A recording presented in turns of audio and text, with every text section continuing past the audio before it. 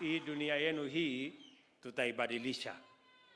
Mimi nataka mjue vile vile tumeanza kupanga mambo yenu ya maji. Na kabla sijasema mambo ya maji, kuna barabara mliniuliza hapa katika town yenu.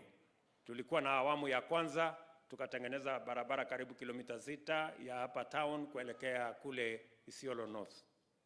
Kuna sasa zile zingine ambazo tulikubaliana na nyinyi karibu kilomita 11 hivi.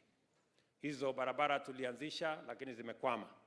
Mimi nataka niwaambie hiyo barabara nitahakikisha imetengenezwa. Kwa sababu katika vitongoji ya hii town tuko na estates ambazo ikinyesha watu wanakwama.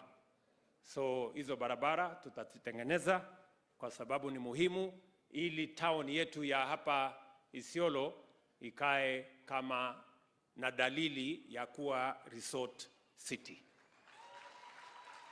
Vile vile mimi najua awamu ya serikali hii, kati ya yale mambo ambayo ni lazima tutekeleze ni mambo mawili ambayo tulikuwa tumepanga kama serikali ya Jubilee, lakini wakati kisirani ya handshake ilikuja ikasambaratisha. Mambo ya maji na mambo ya housing. Haya mambo mawili ni ya muhimu sana kwetu. Na ndio mimi nataka niwaeleze watu wa Isiolo, tuko na damu kubwa hapa. Nyinyi mmenieleza na ni kweli. Tumepoteza mifugo 2.5 milioni katika kiangazi iliyopita. Mifugo hiyo nyingi yao ni ya watu wa sehemu hii ya Eastern and Northeastern, zikiwemo sehemu za Narok, Kajiado na Turkana. Hapo ndio tumepoteza mifugo nyingi. Na tulipoteza mifugo nyingi kwa sababu ya kukosekana kwa maji na kukosekana kwa mpango.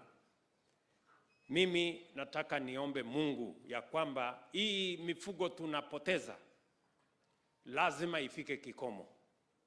We cannot continue losing livestock in Kenya because we are impoverishing communities.